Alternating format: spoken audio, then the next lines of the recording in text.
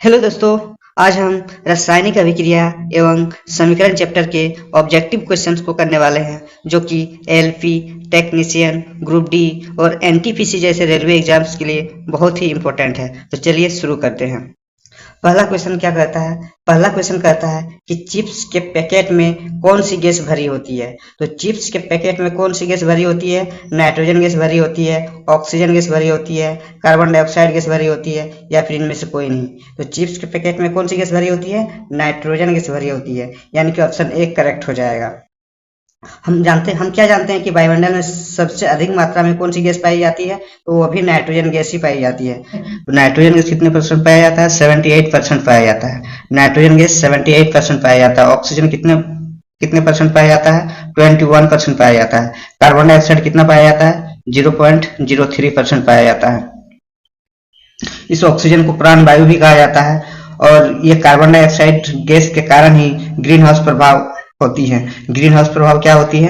जब अधिक मात्रा में पेड़ पौधों की कटाई कर दिया जाता है तो हमारे वायुमंडल में कार्बन डाइऑक्साइड की मात्रा बढ़ने लगती है, जिसके कारण क्या होता है कि वायुमंडल धीरे धीरे गर्म होने लगता है, और इसी तरह से वायुमंडल का गर्म होना, तापमान का बढ़ना ही ग्रीन हाउस प्रभाव कहा जाता है। अगला क्वेश्चन देखते हैं। साग सब्जियों के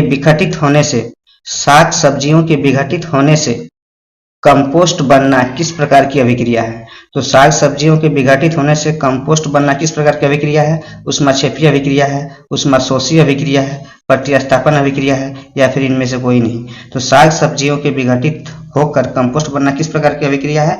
ऊष्माक्षेपीय अभिक्रिया है। किस प्रकार की अभिक्रिया है? ऊष्माक्षेपीय अभिक्रिया है, यानी कि ऑप्शन ए करेक्ट हो जाएगा। अब ऊष्माक्षेपीय अभिक्रिया हम किसको कहते हैं? ऊष्माक्षेपीय अभिक्रिया वह अभिक्रिया होती है जिसमें उत्पाद के निर्माण के साथ साथ ऊष्मा का भी निर्माण होता है। उसको हम क्या कहते हैं? ऊष्माक्षेपीय अभिक्रिया कहते हैं। अब अगला देखते हैं यहाँ पर ऊष्माशोषी अभिक्रिया। ऊष्माशोषी अभिक्रिया क्या होता है? वह अभिक्रिया जिसमें उत्पाद ऊष्मा के अवशोषण के बाद बनती है, उसको हम ऊष्माशोषी अभिक्रिया कहते हैं। अगला क्वेश्चन देखते हैं। अगला क्वेश्चन क्या कहता है कि रासायनिक अभिक्रिया में भाग लेने वाले पदार्थ को क्या कहते हैं? तो रासायनिक अभिक्रिया में भाग लेने वाले पदार्थ को क्या कहते हैं? अभिकारक कहते हैं, उत्पाद कहते हैं, उत्प्रेरक कहते हैं, या फिर इनमें से कोई नहीं। तो रासायनिक अभिक्रिया में भाग लेने वाले पदार्थ को क्या कहते हैं? अभिकारक कहते हैं, यानी कि ऑप्शन ए करेक्ट हो जाएगा। ये अभिकारक क्या होती है? तो अभिक्रिया में जितने भी पदार्थ भाग लेते हैं उसी को अभिकारक कहते हैं। जैसे एक एग्जाम्पल लेते हैं, जैसे कार्बन अगर ऑक्सीजन के साथ अभिक्रिया करता है तो क्या बनाता है? कार्बन डाइऑक्साइड बनाता है। तो यहाँ पर तीर के बाएं तरफ जितने भी पदार्थ भाग लिए हैं इसी को अभिकारक कहते हैं, और यानी कि तीर के इस साइड जितने भी पदार्थ भाग लिए हैं उसको अभिकारक कहा जाता है। और अभिक्रिया के बाद जितने जो पदार्थ बन जाते हैं, जैसे यहाँ कार्बन डाइऑक्साइड बन गए हैं, इसे हम क्या कहते हैं? उत्पाद कहते हैं। यानी कि अभिक्रिया के फलस्वरूप बन जाने वाले पदार्थ को क्या कहते हैं? हम उत्पाद कह देते हैं। अब देखते हैं, अभिकारक हो गया, उत्पाद हो गया, अब है उत्प्रेरक। उत्प्रेरक क्या होती है? उत्प्रेरक हम ऐसे पदार्थ को कहते हैं जो कि स्वयं तो अभिक्रिया में भाग नहीं लेते हैं, लेकिन वो रासायनिक अभिक्रिया के दर को बढ़ाने का काम करते हैं। मतलब वो करते क्या है? अभिक्रिया की दर को बढ़ा देते हैं, वो स्वयं रासायनिक अभिक्रिया में भाग नहीं लेते हैं। अगला क्वेश्चन देखते हैं। श्वसन किस प्रकार की अभिक्रिया है? तो श्वसन किस प्रकार की अभिक्रिया है? ऊष्माक्षेपीय अभिक्रिया है, ऊष्माशोषी अभिक्रिया है, वियोजन अभिक्रिया है, या फिर इनमें से कोई नहीं। तो श्वसन किस प्रकार की अभिक्रिया है? ऊष्माक्षेपीय अभिक्रिया है। श्वसन ऊष्माक्षेपीय अभिक्रिया है, यानी कि ऑप्शन ए करेक्ट हो जाएगा। अगला क्वेश्चन देखते हैं। जिस न्यूनतम ताप पर कोई पदार्थ जलता है उसे कहा जाता है। जिस न्यूनतम ताप पर कोई पदार्थ जलता है उसे कहा जाता है, क्या कहा जाता है? ज्वलन ताप कहा जाता है, क्रांतिक ताप कहा जाता है, द्रवनांक कहा जाता है, या फिर क्वथनांक कहा जाता है। तो जिस न्यूनतम ताप पर कोई पदार्थ जलता है उसे उस पदार्थ का ज्वलन ताप कहा जाता है, यानी कि ऑप्शन ए करेक्ट हो जाएगा। अगला क्वेश्चन देखते हैं। शुष्क बुझा हुआ चूना का सूत्र होता है। शुष्क बुझा हुआ चूना का सूत्र होता है, क्या होता है? Calcium oxide, calcium hydroxide, NaCl, sodium chloride, या फिर इनमें से कोई नहीं। तो शुष्क बुझा हुआ चूना का सूत्र क्या होता है? कैल्शियम हाइड्रोक्साइड, यानी कि CaOH2 होता है। शुष्क बुझा हुआ चूना का सूत्र क्या होता है? CaOH2, यानी कि कैल्शियम हाइड्रोक्साइड होता है। CaO मतलब क्या होता है? बिना बुझा हुआ चूना का सूत्र होता है CaO, कैल्शियम ऑक्साइड, और बुझा हुआ चूना का सूत्र क्या होता है? Calcium hydroxide. और साधारण लवण का सूत्र क्या होता है? NaCl। साधारण लवण का सूत्र क्या होता है? NaCl। अगला क्वेश्चन देखते हैं।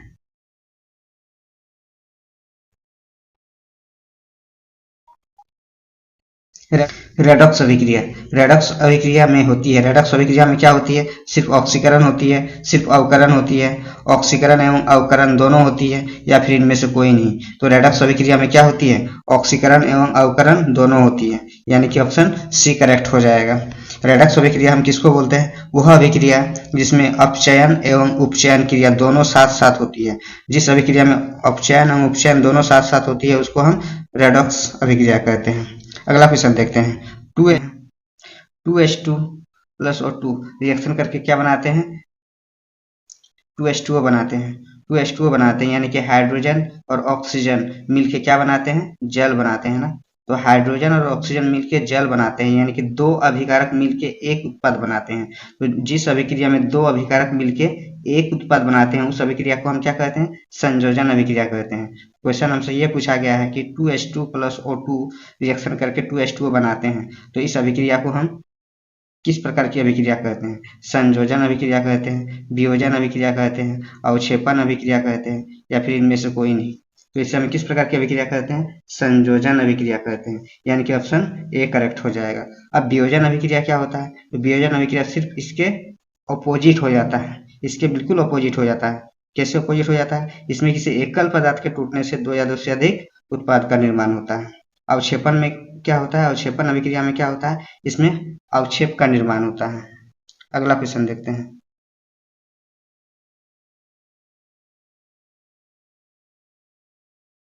निम्नलिखित में से कौन सा पदार्थ ऑक्सीजन के साथ अभिक्रिया नहीं करता है? निम्नलिखित में से कौन सा पदार्थ ऑक्सीजन के साथ अभिक्रिया नहीं करता है?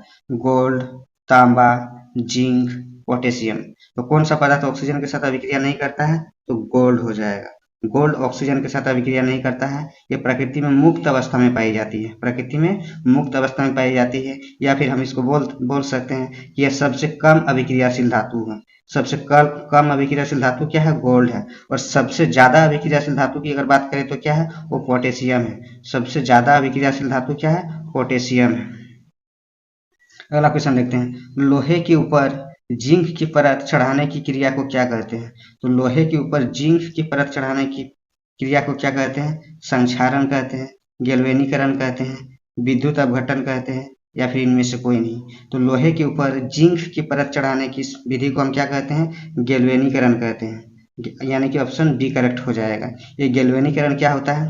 तो गैल्वेनीकरण में होता क्या है? लोहे जैसे धात्विक पदार्थ को जंग से बचाने के लिए उसके ऊपर जिंक की एक पतली परत चढ़ाई जाती है। इसी प्रक्रिया को हम गैल्वेनीकरण कहते हैं। अब संक्षारण क्या होता है? जब लोहे जैसे धात्विक पदार्थ वायु एवं नमी के संपर्क में आते हैं तो उसके ऊपर पीले रंग की एक आवरण चढ़ जाती है, जिसे हम संक्षारण कहते हैं। अगला क्वेश्चन देखते हैं।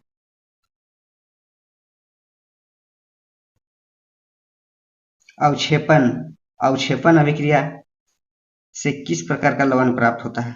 तो अवक्षेपण अभिक्रिया से किस प्रकार का लवण प्राप्त होता है? अविलीय लवण प्राप्त होता है, विलेय लवण प्राप्त होता है, दोनों प्राप्त होता है, या फिर इनमें से कोई नहीं। तो अवक्षेपण अभिक्रिया से किस प्रकार का लवण प्राप्त होता है? अविलीय लवण प्राप्त होता है, यानी कि ऑप्शन ए करेक्ट हो जाएगा।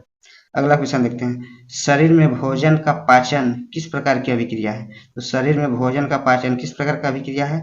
वियोजन अभिक्रिया है, संयोजन अभिक्रिया है, उदासीनीकरण अभिक्रिया है, या फिर इनमें से कोई नहीं। तो शरीर में भोजन का पाचन किस प्रकार का अभिक्रिया है?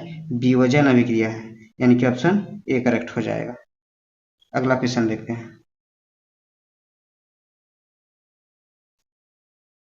निम्न में से कौन सा भौतिक परिवर्तन है? निम्न में कौन सा भौतिक परिवर्तन है? अस्थायी परिवर्तन है, अस्थायी परिवर्तन है, दोनों, या फिर इनमें से कोई नहीं। मतलब भौतिक परिवर्तन होता क्या है? अस्थायी परिवर्तन होता है, अस्थायी परिवर्तन होता है, दोनों होता है, या फिर इनमें से कोई नहीं। तो भौतिक परिवर्तन कैसा होता है? अस्थायी परिवर्तन होता है, यानी कि ऑप्शन बी करेक्ट हो जाएगा।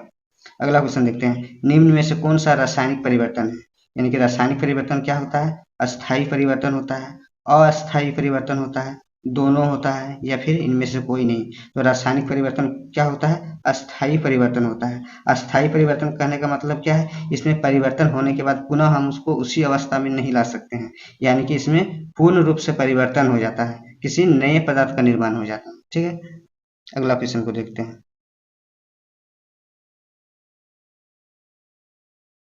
अगला क्वेश्चन क्या कहता है कि संगमरमर संगमरमर का रासायनिक सूत्र होता है। तो संगमरमर का रासायनिक सूत्र होता है, क्या होता है?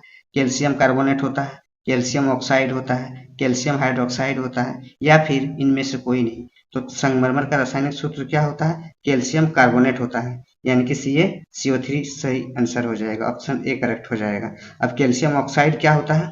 बिना बुझा हुआ चूना का सूत्र होता है, CaO। अब कैल्शियम हाइड्रोक्साइड क्या होता है? बुझा हुआ चूना का सूत्र होता है, यानी कि CaOH2, कैल्शियम हाइड्रोक्साइड। अब अगला क्वेश्चन देखते हैं, संक्षारण किस प्रकार की अभिक्रिया है? तो संक्षारण किस प्रकार की अभिक्रिया है? अपचयन अभिक्रिया है, उपचयन अभिक्रिया है, अवक्षेपण अभिक्रिया है, या फिर इनमें से कोई नहीं। तो संक्षारण किस प्रकार की अभिक्रिया है? संक्षारण उपचयन अभिक्रिया है। संक्षारण किस प्रकार की अभिक्रिया है? उपचयन अभिक्रिया है, यानी कि ऑप्शन बी करेक्ट हो जाएगा। ठीक है, अगला क्वेश्चन देखते हैं। अगला क्वेश्चन क्या कहता है कि फेरस सल्फेट क्रिस्टल का रंग होता है। फेरस सल्फेट क्रिस्टल का रंग होता है, कैसा होता है? लाल होता है, काला होता है, हरा होता है, सफेद होता है। तो फेरस सल्फेट क्रिस्टल का रंग कैसा होता है? हरा होता है, यानी कि ऑप्शन सी करेक्ट हो जाएगा। अगला क्वेश्चन क्या कहता है, तेलीय एवं वसायुक्त खाद्य पदार्थों को लंबे समय तक सुरक्षित रखने के लिए किसका उपयोग किया जाता है? तो तेलीय एवं वसायुक्त खाद्य पदार्थ को लंबे समय तक सुरक्षित रखने के लिए किसका उपयोग किया जाता है? नाइट्रोजन का उपयोग किया जाता है, ऑक्सीजन का किया जाता है, कार्बन डाइऑक्साइड का किया जाता है, या फिर इनमें से कोई नहीं। तो तेलीय एवं वसायुक्त खाद्य पदार्थ को लंबे समय तक सुरक्षित रखने के लिए नाइट्रोजन का उपयोग किया जाता है, यानी कि ऑप्शन ए करेक्ट हो जाएगा। अगला क्वेश्चन देखते हैं। अगला क्वेश्चन क्या कहता है, रासायनिक अभिक्रिया के दौरान किसी पदार्थ में ऑक्सीजन का योग क्या कहलाता है? रासायनिक अभिक्रिया के दौरान किसी पदार्थ में ऑक्सीजन का योग क्या कहलाता है? अपचयन अभिक्रिया, उपचयन अभिक्रिया, अवक्षेपण अभिक्रिया, या फिर इनमें से कोई नहीं। तो रासायनिक अभिक्रिया के दौरान किसी पदार्थ में ऑक्सीजन का योग क्या कहलाता है? उपचयन अभिक्रिया कहलाता है, यानी कि ऑप्शन बी करेक्ट हो जाएगा। ठीक है, अगला क्वेश्चन देखते हैं।